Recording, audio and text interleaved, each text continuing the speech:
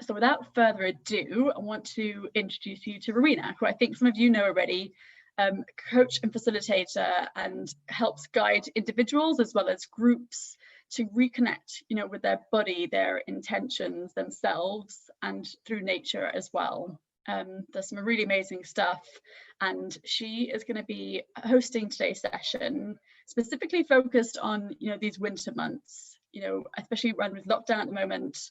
The last one, when it was in spring, summer, naturally the world was doing a lot of different things that could be very nourishing. We're in a very different situation now. Winter is a little bit more about hibernating, and how do you keep energy up and look after yourself through nature. So over to you, Rowena. I'm going to stop sharing, and over to you. Thank you, Sarah, and it's lovely to be here. I do know most of you, in fact, and it's lovely. I think Andrea, you're the only person who I haven't met, so it's really lovely to meet you, and thank you for your kind comment about the course. I'll talk to that at the end, actually. So Sarah, thank you so much, for the opportunity to do this. And I think we've got about half an hour of me leading this initial part, and then we'll go into some sort of Q&A/discussion. And, I want to say what I do with most things I do, which is that I'm always aware that there's a lot of knowledge and a lot of experience in the room. So I really look forward to this being me sort of facilitating and opening up the space. And I see Nigel, I see you here. So we've got a lot of overlaps, as well as taking things, in quite different ways as well. So hello to you. We're going to start with a few minutes of practice, because a lot of what we do, especially at the moment, is this. It's a little unavoidable, but a lot of my work is about coming back into our bodies, as well as working with nature, and those things being very much linked. So I'm going to invite you, first of all, to land here, really, and we'll just take a moment to be with ourselves. So if you do have lots of other things going on your screen or around you, then this is an invitation just to move away from them for a few minutes, and might be the first time in your day to do that. If you're comfortable closing your eyes, you may want to. And if you haven't, I'd invite you to plant both of your feet firmly on the ground. That sense of grounding. And feel the sturdiness of the chair or whatever you're sitting on coming up to meet you. And we're going to introduce a really nice, easy breath technique, a sort of circular breath. And very much a seasonal theme of this, which is moving inwards. It's the end of autumn, nearly moving into winter. So my invitation to you is, as you take a nice slow deep breath in, imagine that your breath is starting at the base of your spine, and it's traveling up your back as you breathe in. And as you slowly exhale, imagine it traveling down your front, down past your heart space, your softened belly, and out your pelvic area. And complete that circle as you breathe in again. Your breath, as you inhale, moving slowly up your back, over your shoulders, and as you exhale, down your front. Take a moment to take 3 or 4 more of those lovely slow circular breaths. Just reconnecting with ourselves, reconnecting with our bodies, reconnecting with that anchor, that ever-present anchor that is our breath.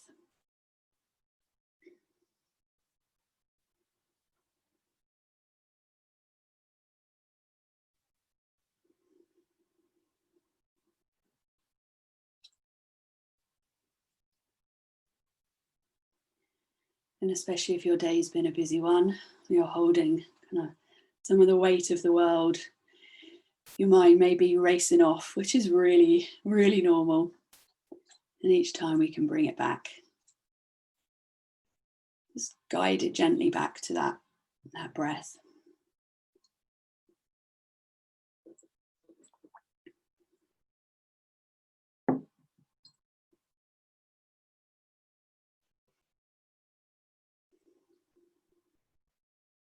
You might want to give your jaw a wriggle, release a bit of the tension that may well be held there. Check in with your belly. Is it soft? Imagine you're breathing as though you're asleep.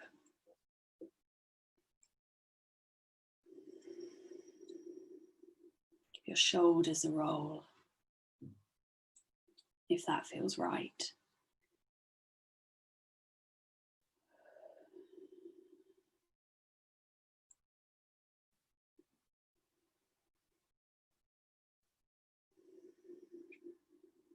I'm doing quite a short practice here within this space.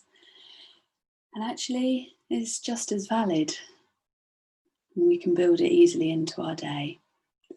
So my invitation to you now is to give your fingers a wiggle, give your toes a wiggle. And when you feel ready to open your eyes and come back into the space.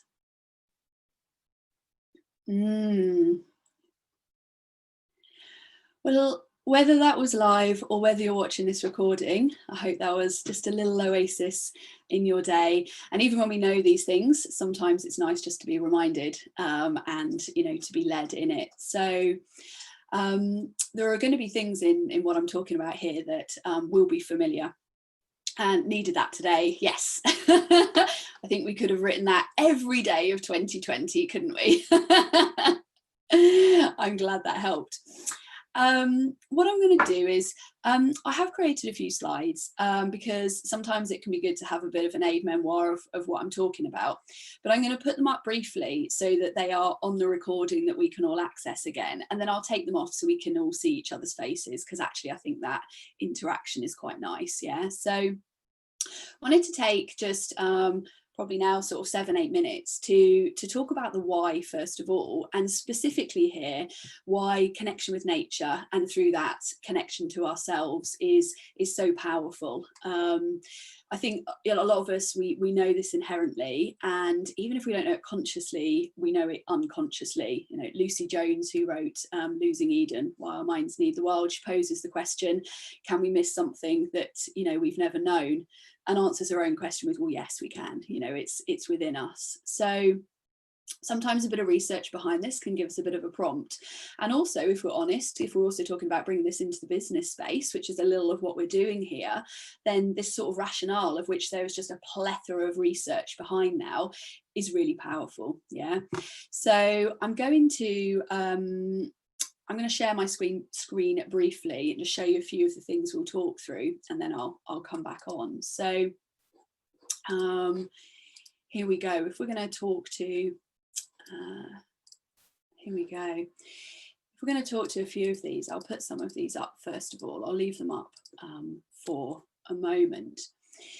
Especially at the moment at any point, and especially at the moment, there is so much research, of course, behind, the impact of being within nature on calming our nervous systems, of helping us. We're living at the moment at a time when, almost constantly our sympathetic nervous system, our one that is responding, our fight, flight, freeze is very close to the edge, and, and we're on high alert, and being able to bring to the fore our parasympathetic, our rest, restore nervous system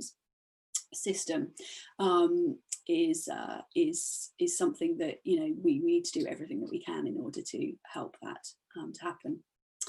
It's being out in nature helps us to enable restoration for our busy minds, And one of the many ways in which we know this happens is through what we call, as part of what we call attention restoration therapy from Kaplan and Kaplan, this idea of soft fascination.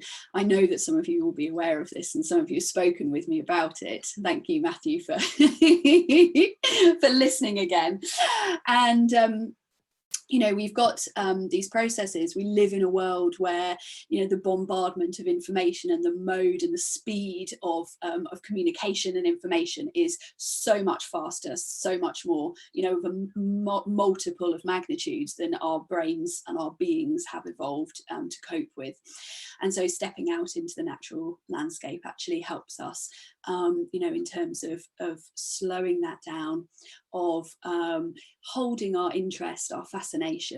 And a really lovely example would be a sunset, something that holds us, that slows and calms our mind, stops that worrying, and at the same time is in that soft, non-demanding, non-bombarding way. Yeah, so we can rest and we can restore.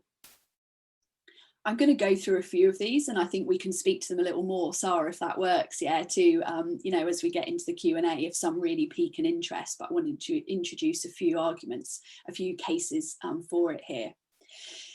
Creating perspective, particularly if we are self-employed, if we are running our own business, or actually, I think, you know, for all of us at the moment, the sense of either real kind of tunnel vision or perhaps a feeling overwhelm, you know, of a feeling as though everything is on our shoulders.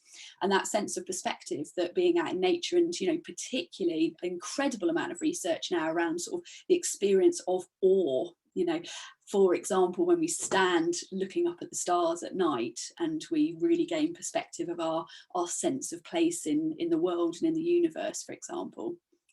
And also the temporary nature of everything, in fact, you know, including global pandemics, and including of us as business owners, or us at this point in our lives, seasons and the shift that they have, and you know, more than that, over, you know, years, centuries, millennia, nothing is permanent, and things will shift. And I think especially at the moment, ideas like that can be very supportive, very powerful.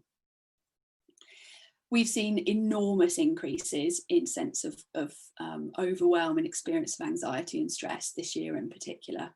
And, you know, this is something that we could sit and speak to for hours in terms of, you know, the impact. But being out in nature, that connection, we could take little things like the patterns that exist within nature and the way that these work with our brain in calming, in bringing us into our senses, bringing us into our bodies, and out of our busy minds. Really, really powerful. I'm going to put a few more reasons up just in case you aren't convinced yet, because I also think that this is really important if we are talking, you know, to others. I imagine largely, broadly preaching to the choir here, yeah, with who I'm talking to here, but there may be someone watching this who's a bit more skeptical, or you might be building this into your business and, you know, talking to others about your rationale for this being part of how you work. Physical activity, yeah, you know, sort of the not just exercise but movement, and really listening to our bodies. We talk about listening to our gut, and you know, tuning into instinct. I imagine, you know, as there's a number of coaches here, you know, is a large part of what we do, and being out within that kind of space offers enormous opportunities, you know, for connecting with self, for listening, for being in our bodies and starting to really tune in and trust them as well. Yeah, not just hearing, but trust. Creativity, which of course is a massive part of what we are, you know, as self-employed people, as small business owners, as, you know, doing good, all of the people here who are doing good. I have most of my ideas when I'm out walking or running or, you know, in the sea. So, you know, we have this sense that we do work when we're at the computer or when we are sat in front. Actually, you know, if we can get out there, you know, Wordsworth knew it centuries ago, and it's continues to be the case. Yeah, so really, really good. If you feel stuck, get out. That can be, you know, a really powerful thing.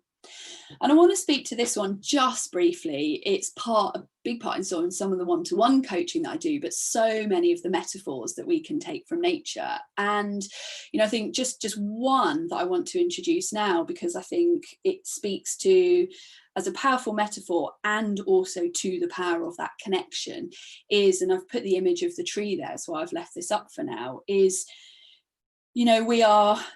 this has always been the case, but now more than ever, if we are at a point where we need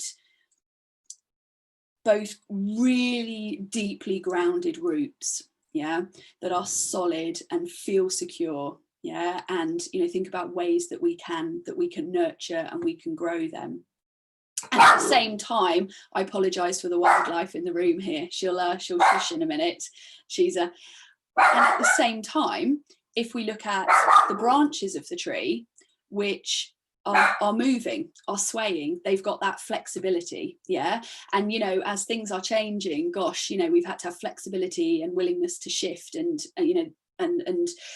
do that in conjunction with that groundedness, with that solidity. This isn't going to be a new metaphor to everybody, but I think it's a really powerful one, and that if it's one that's helpful, then it's just an example of the many that we can take, and the need to nurture that, and the need to nurture both elements of that, and indeed the trunk, that sort of that sense of self, I might say there.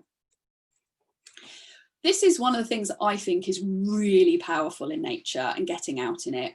And again, could talk to it for hours. If you want to listen to me talking to it for about an hour, listen to Matthew Bellringer and me having a conversation and delightful descent, because we talked about this a lot more. But that was a great conversation. But this being able to go out in nature and firstly be whatever you need to be. And to look around you as well and see that you don't walk into a forest and think, oh, well, that tree's a bit too skinny, or that one should have been growing a little bit faster.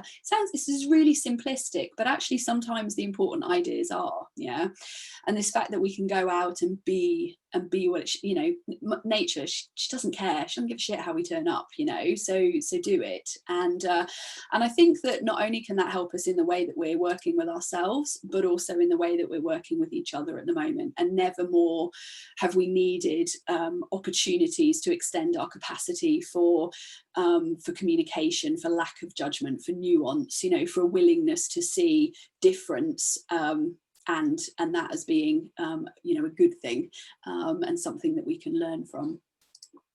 And then finally here, these two things. One, being our true selves. Again, go and listen to me and Matthew talking about this. That very much links to that point before.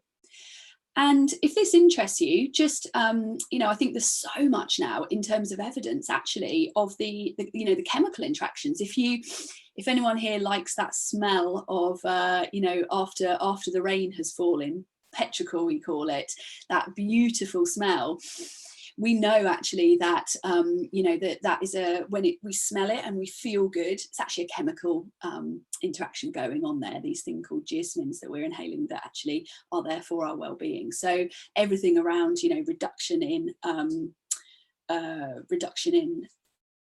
inflammation in our bodies, that so many arguments there which we can go and do some research into. But I think hopefully that's helped to kind of open up the argument for it. Again, I might be preaching to the choir with some of the people here, but it may have put in something just a little bit new there.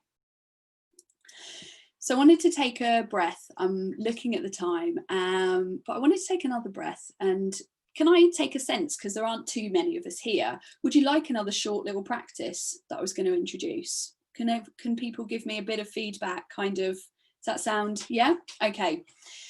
So my invite to you here is, if you can, is to open a window. I know it's a bit cold, is to open a window just a little bit, or if you prefer not to, then don't, but just so you can, and if you can be near it when we do this, so if you're across the room and you can still hear me, you might want to stay there, It's a really simple practice. It's a really nice calming one, really good for coming into our bodies. And I'm doing it now and then inviting you to take this outside, yeah, at some point in the next few days. And it's really simply to step into our senses. And we're going to do this, taking each sense in turn. We'll do it quite quickly now, but you can take a lot longer over it. So from where you are, we'll start with sound. You might want to close your eyes so you can really tune into it.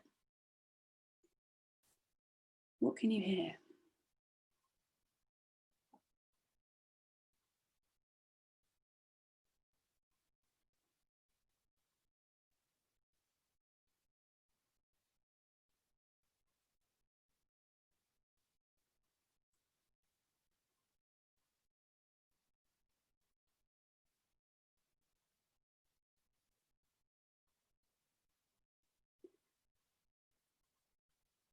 And now what can you feel?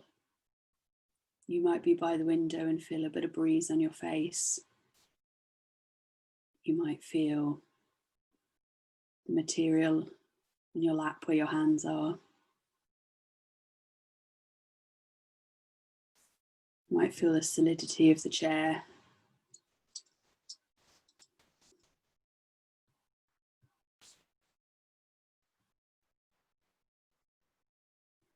What can you smell?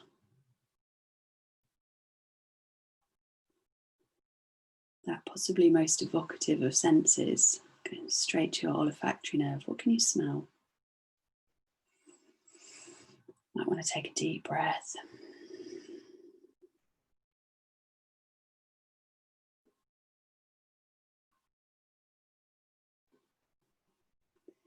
What can you taste?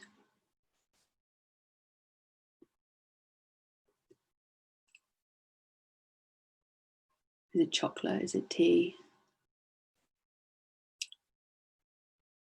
Have you drunk enough water today?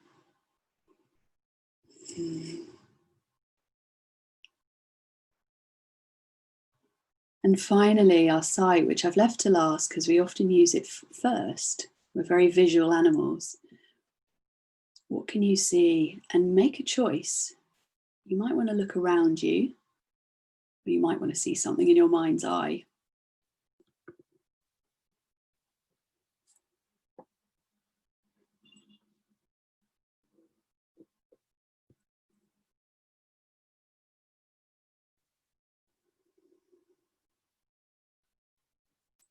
Okay, we move quite quickly through that. That could be a really lovely, half-hour practice. We're boundaried by being inside here, but I wanted to introduce it because, let's step out, yeah?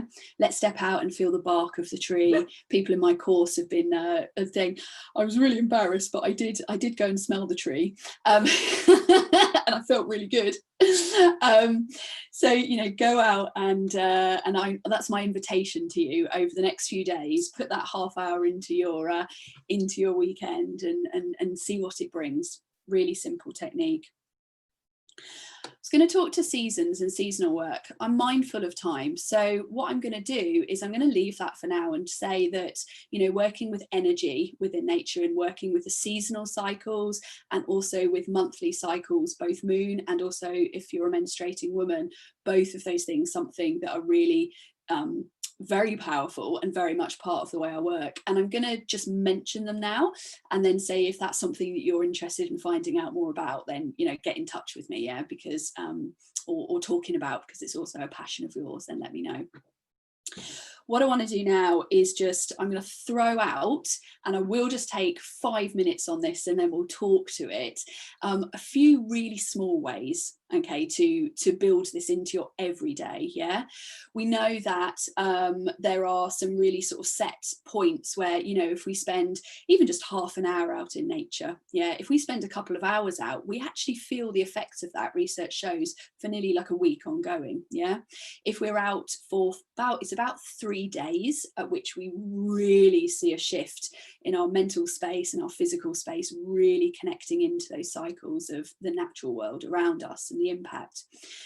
And I'm very fortunate to have done a lot of exploration, a lot of travel. I know there are people in this virtual room here who have as well. However, what we're going to look at now is how we can build this in just in a tiny day to day, because I think at the moment especially that's what we want to do. Yeah, and loads of these will seem obvious, but I wonder if you do them or I wonder if you want to do one or two more of them. Yeah, okay, so I'll just share my screen again so that we can see them, and then you can have them up, and we'll leave this is a much bigger conversation. So couple of really simple ideas here. Yeah, take 5 minutes, take your shoes off. We're in the UK, your feet won't fall off even in the winter. Okay, feel the ground beneath your feet. Yeah, feel the ground there. Take a few deep slow breaths into your belly, and I really mean down there, expanding your diaphragm, really letting your tummy go. Yeah, it's where we hold a lot of our stress, all right, in this, you know, this central energy space here. Yeah, so really letting it go. Open the windows and feel the breeze. Yeah, you know, especially at the moment, we've got windows closed, got the heating on. Yes, please don't have the heating on and the windows open.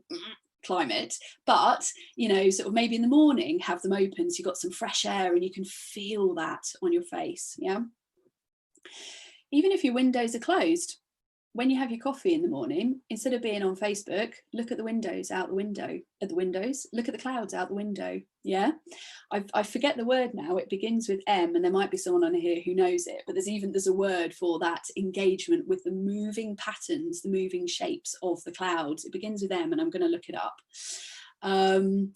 So, you know, 5 minutes, do that instead of checking out how many likes we've got. Yeah, don't worry, I still find it hard to do, you know, one or the other, not judging in any way.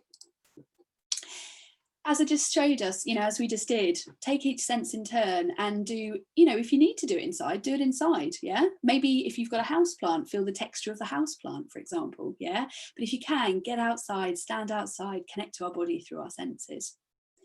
Listening to bird song, so powerful, so calming. And if you're listening to it on YouTube or on your phone, genuinely also still works. It's much nicer if you're outside, but actually, particularly now, you know, there's less of it, although some robins are really loud at the moment. Then playing bird song, really good for our minds. We know there's a lot of research around pictures of nature around us at home. You know we had patients in hospitals or if they've got a window or even if they've got pictures, they were shown to recover faster and more effectively. So, you know, images around you.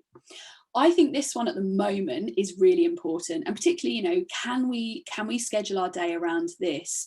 And that's getting out at lunchtime. You know, it gets light so late and dark so early at the moment, and we know even if we get out, we're going to be a bit vitamin D deficient.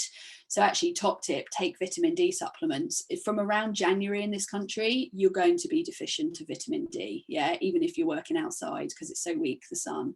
So vitamin D. But if you can get outside at lunchtime, you know, it's one of the biggest changes I've made in my life. You know, when I was in full-time teaching, I couldn't do that. Teachers don't have breaks. And it's, you know, it's made a massive impact in my life.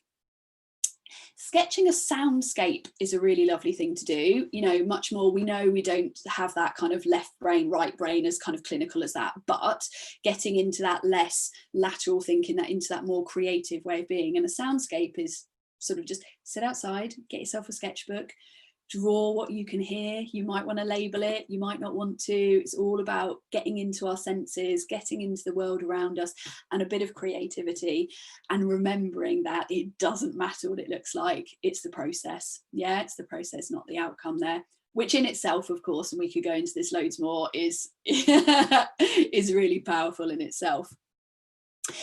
And if you can, you know, I imagine most of us on this call or watching this are really fortunate to live by the sea. Can you get yourself in the sea? Yeah, I know there's at least one person on this who does that on a regular basis. And, you know, can you get yourself in the sea or in some other form of cold water? If you're brave enough to turn the shower down to really cold, you might want to look up Wim Hof or something like that. But, you know, stimulating your vagus nerve, this main nervous system that's coming, you know, from our bodies up into our minds, because if we're talking about resilience and we're talking about, as well as, you know, calming and the effects of endorphins and adrenaline and everything that brings, hello cat, then it is one of the most powerful things that we can do. There's been an enormous upsurge of it in recent months, and for good reason. This is what happens when you do it. You feel like this. Honestly, you do. And you know, I think I'm going to you know, I continue all the way throughout the winter. I know, I think Jess does. But you know, incredibly powerful thing to do. And yeah, you get to a point you think, oh, can I do this? You know, can I do it? And you can. A bit like a lot of other things in our lives, yeah, can I do it? And you keep going, and it's commitment to it and commitment to self. And so I think we could spend an hour talking about swimming in the sea, but you know, just as another example of something, these little things that we can build in. So one last thing before we just come to talk, and I appreciate you know, listening for this period of time, that's working with natural cycles. A few actions, yeah.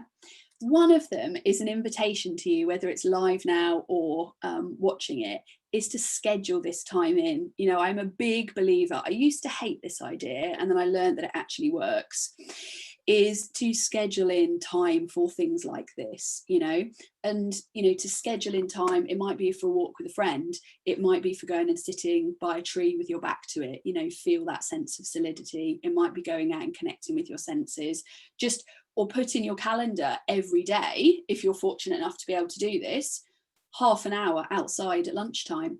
And I would say, you know, if you're, there's a lot of coaches on this, but if you're noting that you're missing that day after day, you know, that's information for you, yeah. And you can, you know, are you meeting some of these basic needs? Because as you know, as again discussed in Matthew, you know, I personally, and there's a lot of evidence and a lot of people saying this now, believe this isn't a luxury.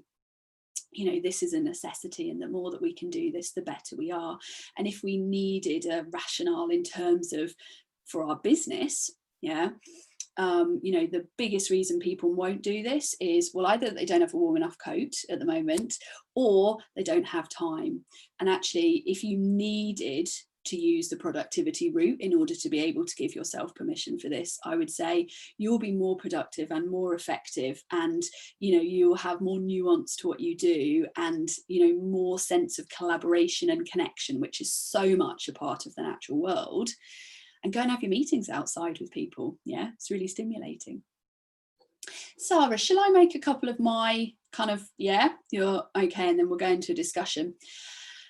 The Walking Through Winter course, which are 26 incredible women, and now we're going all the way from November through to March. It's really exciting. And I know that at least one person here said you were hoping to come, couldn't make the times work. I'm now putting out like the resources as a bundle, so and they're available on my website to purchase. And what will happen is you won't get them all at once. You'll get the 2 that have already gone out, and then fortnightly you'll still have them pop into your email, and they're an invitation that it's themed, and then you go out. So going out, exploring that theme, exploring self. It's everything from energy to critical voice to and self-judgment to herbal medicine, all sorts of things. And although it's for women, the main course, actually those resources are for everybody. So I'm really sort of opening that up now. So that's on my website. The Women Nature Book Club, we've had some great people, some great authors come along and talk to us, and monthly we read some really fantastic reads. That's expanding, and yeah, absolutely love that. So if that's up your street, it's some fiction, some non-fiction, yeah, really wonderful group of people. And as I say, I've had some great authors come along, Ginny Reddy and Lucy Young, who I mentioned, who I'm going to run some workshops with next year, and also Rowena Garrett of the Salt Path and things. So if that's your kind of bag, then come along and have a chat with us there. And I do work, you know, my workshops in person are going to start again next year, but at the moment I'm opening up a couple more spaces of one-to-one coaching, and this connection with nature, connection with body, as much as the kind of neuroscience based work is very much a part of the way I work. So if this speaks to you, then yeah, please do get in touch. Sarah, thank you. Are we gonna shall we open this up to just a bit of a conversation, a bit of a Q&A? What do you think? Is that? Yeah, absolutely. Obviously it's the first time we're doing this, guys, so when I hear from you, really, is it that there's questions that you've got specifically for Rowena that you want to ask, or do you want to talk about what the challenge is? Let's just open it up for everyone to go off mute and see what happens.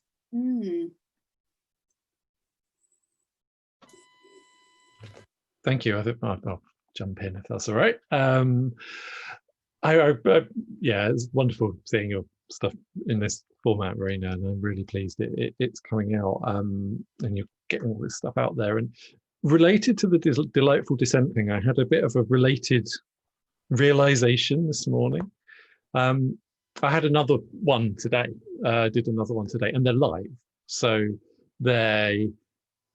when I've been approaching live things, I treat them as kind of special, and like I look after myself in the run up to one of those. And I slept very poorly last night. I've been working through some stuff in the last few weeks or last week, and so I had to lie in. I actually didn't I went back to sleep because I felt I haven't had enough sleep yet, and I did it because I had this thing coming up, and it was like special. And what I realized was, why don't I treat everything like that? Why don't I allow myself that? And I think this time in nature thing is absolutely it isn't, it's exactly what we were saying. It isn't a luxury thing. And for me, it's like allowing myself that actually opens up more possibility, and it actually makes me better at what I do.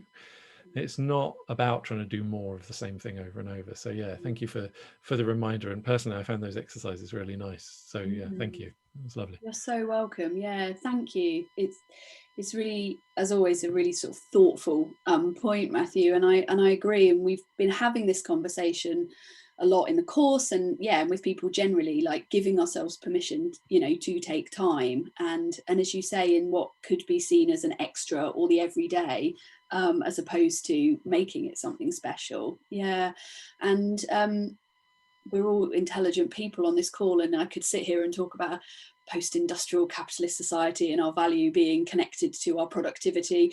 We actually do know that's true, don't we? Yeah, that is the narrative that we still live by. And actually, although a lot of us are choosing to try and step out of this, but I think this fits like really squarely into that, doesn't it? Into that, can I actually just go and spend half an hour wandering around by the sea? Is that, what I haven't done anything. I haven't made anything. I haven't done, but as you spoke to, Matthew, actually opens up all other possibilities, doesn't it? And makes us better at the other things that we do as well as it just being of value in and of itself. Yeah, absolutely. And that's the other side of it. I think the practices that are of value in and of themselves are actually really important practices for most of us, simply because we do so little of them, or partly because we do so little of them in our working lives. And finding that joy and finding that connection is so important. I think as well, I don't know if this speaks to anyone, that I didn't really mention it much there, but play, and this, the importance of play, of moving our bodies just for the sake of moving them, of being silly, of not taking ourselves too seriously. It's taken me a long time to get to that point, and I still need a lot of practice. Yeah, so if you're climbing up a tree, we can talk all about falling and getting back up and making mistakes, all that stuff, but just play, just kind of being for the sake of it, and that silliness, without concern about what we look like or what other people might think. And I think it's one of the easiest environments to kind of get back into that kind of being, I think, which can also play out in so many other parts of our lives, including our work. Does that speak to anybody? Yeah. And something else that, what you said, Matthew, was really there for me actually as you were going through this was, there's one thing knowing what to do and what's good for you, but a lot of the time when you need it is when you're not in their headspace to take it. So like the days or the weeks you've had that are just mega busy, and you're like, I haven't got time, and actually I've also experienced stepping away and making the time and coming back and being much better. But like, I'd love to hear people's thoughts on like when you are in that space, when you really need it, but you kind of aren't able to, like, what is it that inspires you actually to step outside or to take that break? Mm. Go on, guys. I don't. Oh. Go on, no. Go. You go first. Thanks. I think you just have to discover it for yourself. You know, we can tell people you should do this and you should do that, and you even know it, but until you get out there and notice the difference it makes, it's only then a light bulb goes off in your head. I mean, even I was thinking that, you know, this lockdown compared to last lockdown, the thing about I discovered being, you know, because there wasn't so much to do. And that became really important and really powerful for me, is just to being, not doing. This lockdown, I found it much harder. And, you know, the thing about going for a walk at lunchtime, that feels like squeezing something in. And I wanted to get out during daylight, but actually I've been out walking at night, and I mean, I love night walking anyway, but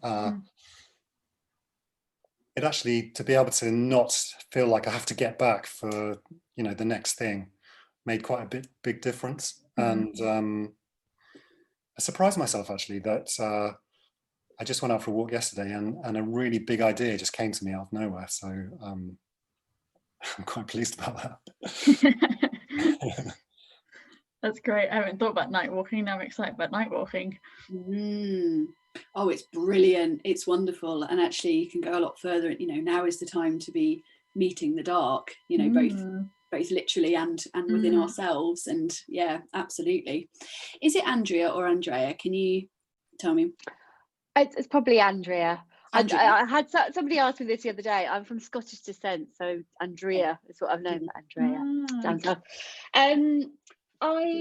Lots of this is resonating with me. I have a walk to work every day, which is beautiful. Birds have become very big since this lockdown, but I like the idea of actually putting time in to take time out, because my diary can get busy really quickly, and I've written down to kind of try and put the time in to go and do a cycle along the beach, or so that I block that time out and it's not taken up.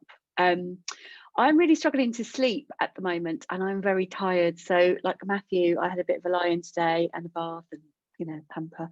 But do you know, in your courses, do you cover stuff about herbal remedies or anything that helps sleep, or how you can wind down, switch off your busy mind? Is there any suggestions you've got for that? Yeah, well, the short answer is yes, we do. The longer, do you want to, I mean, a lot of people are really struggling with it at the moment, aren't they? We know that. We know there's a lot going on. I'm a big believer in, if you can sleep a bit later, if you need to, then do it, you know, or the nap. Oof, the nap. Massive. I'm a massive fan of it. As a book to read, just to kick off, Matthew Walker, Why We Sleep is a brilliant book. Yeah, that's excellent. And actually really interestingly there talks about, amongst a massive amount of other things, just if in the afternoon, for example, if you had 20 minutes, there's a lot of people say, I can't nap. If you just lie there and be and rest your mind, rest your body. I put on a rain sound app on my phone, so, which I love. It's just a free one. You're getting almost as much benefit there as if you had a 20-minute nap. So obviously it's not REM sleep there. I think some of it is the stuff that we know, you know, coming off the screen. If you can have a walk later at night, as Nigel said, actually really, really good. Not doing exercise too late, because actually the adrenaline and endorphins from that can then make it hard to sleep. You know that. Do you know, I think one of a really powerful thing, this isn't about nature, but actually it connects. If you don't journal, then I would like put that on your list now, because just as a brain dump, you know, either in the morning or in the evening, even if it's 5 minutes, just to go, just vomit the worries onto the page for 5 minutes. I think, you know, really powerful. Yoga Nidra, do you know that? Do you know, so sleep yoga, there's a couple of really good, I mean, gosh, there are loads of them, but hang on, do you go with me? I'm going to share one with you here, which I think is really lovely. So many of them, but yeah, so Yoga Nidra is like sleep yoga. It's where you're like guided through, you're lying down, you're guided through the parts of your body.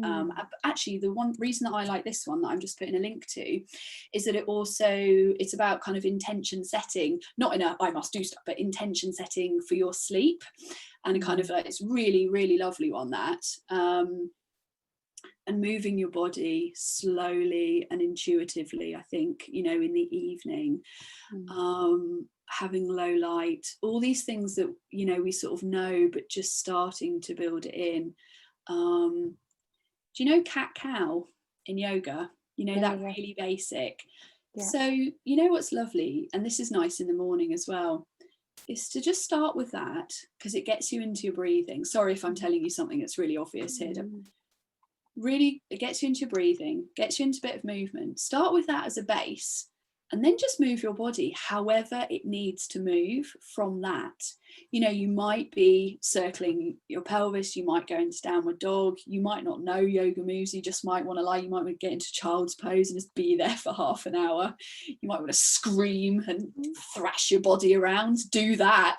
I'm not all about the kind of peace and calm. Sometimes we need to shout and scream and be in the storm, you know, and recognize that and really let that energy out. So I think that, and kind of moving our bodies as the energy kind of feels in the evening, you know, just to kind of bring it back to a bit of equilibrium as well, can be really helpful. As a few ideas, does that help? Great. Yeah, that's brilliant. Thank you. I've written down loads. Thanks, Rowena. Could I kind of jump in on that as well? I think there's some really interesting stuff for me. It all relates in really interesting ways to Sarah's question, and sleep for me is one of those really strange areas, because it's some people who've done an awful lot of yoga and meditation can go to sleep intentionally, but for almost everyone else, it's something that you kind of have to let happen. And it's that kind of space of practice, and the practice of when things get difficult, and the playing. And I really like Nigel's point about finding your own connection to it, because I think that's really important for play. That is play is how we figure out how we embody this thing that we're told about, that we kind of know but don't physically understand. And for me, that those kind of practices and those rehearsals are really important for when it does get difficult as well. And I've often had a thing where I kind of needed things to be difficult, otherwise I didn't think they were doing anything. Needed to push, and I'm slowly letting go of that. And the sleep thing is absolutely such a sensitive marker for me of how I'm doing with that. And it's much better than it was. And yeah, all the stuff, but it is a ritual. It's kind of like letting yourself have these rituals that you know are helpful, and because when it does get difficult, then it's automatic. You find yourself doing them without having to manifest the intention, when that intention is depleted, you know, when that will is depleted. And I think that's been a really big helpful thing for me. I think that's such an important one, and I'm smiling because it's what I was going to kind of talk to. So I love it. It's not the first time that we've thank you so much, Matthew. Yeah, absolutely. And actually I think that can sometimes be, as you say, we can get into good practice, and honestly I know as well that I'll have good practice, and then it's almost it is sometimes a bit of a sabotage thing, in terms of, oh, well, this is helping me, or this is a bit too good and easy, you know, somewhere along the line, let's stop this, you know. So, and the one thing I sort of speak to as well and suggest is, people talk about morning routines and, you know, things, which is a whole other topic, or having a morning routine and having an evening one. I'm going to throw in the idea of having routines plural. So, you know, depending on what's going on in your morning, if you need to be at a meeting at 8 a.m. or if you can give yourself till 10 a.m., equally in the evening, are there a few different ways? You know, if you've had a whole slow evening, this is what it could look like. Or if you've come in from something, what am I talking about? If you've come in from where? If you've come off a Zoom call. But, you know, I found that I'm running the course till 9:30 one evening. What do I do for that bit of time afterwards when I haven't had the couple of hours, you know, that kind of thing. So having routines, plural, you know, including, if you can, just stepping outside a little bit as well. I think, yeah, that evening walk. Nigel, if you've got a good head torch, because actually just, you know, no, just walk in the dark. I mean, I'm only talking about walking along the seafront, really. It's, you know, you don't need a torch for that. But generally, I love night walking without torches. I mean, that's my thing. But then, you know, if you know the routes really well, I wouldn't recommend doing it with somewhere you don't know. But when you know the route really well, then you don't need to worry about where you're stepping or where you're going. I wanted to ask something about sleep. And Andrea, is it that you can't get to sleep, or is it that you wake up in the night? Both, but mostly my mind just is suddenly with ideas, and just to get it to, you know, slow down. That's my main problem. And then it's just children that wake me up. But yeah, the getting to sleep, I guess, is probably my bigger problem. So I have 2 top tips, which are nothing to do with practice or anything. One of them is Patrick Holford Chill Food, which is a mix of magnesium and hops and something else, and it just like never fails. Yes, of course, magnesium, brilliant. Yes, what's the other one? The other one is Pucker Tea Nighttime. Okay, So absolutely amazing. brilliant. I love those tips. Thank you. I absolutely agree with both of those, though. My preference is for yogi tea, but yeah, I'm taking magnesium, actually ZMA, zinc, magnesium, and B6 has been really helpful for me. So I think those are wonderful tips. Thank you, Nigel. The other thing to speak to there is hormones, particularly like female hormones, and I'm sure you're aware of this, but you know, I don't know, you don't have to answer this, but I don't know if you track your cycle or if you have a regular cycle. So because the different hormones, like the estrogen shifts, the progesterone, that kind of thing, at different times enormously impacts on our sleep. So apps like Clue, which is free, something like that to track our cycle, whether it's regular or not, or whether we're, you know, menstruating, perimenopause or menopause or whatever, actually really, really powerful in terms of understanding. And sometimes that's kind of all it is. There's a really interesting thing, I know we don't have heaps of time, Sarah, called seed cycling. Now, I think men can do this as well differently, but for women, in terms of estrogen, estrogen, testosterone, progesterone, there are certain seeds. I'll send a link if you like, Sarah, and we can sort of send it out with stuff that we have in the first part, in the follicular stage of your cycle, and then different ones in the luteal stage of your cycle, and that helps with the balance and the management of hormones. And actually those ones have a massive impact on our sleep, as well as all of the other things going on. So that might be helpful as well, that kind of thing. And also, one last thing, like all of this, how do we give ourselves permission to do it, you know? And that's part of it as well. Sarah? Awesome.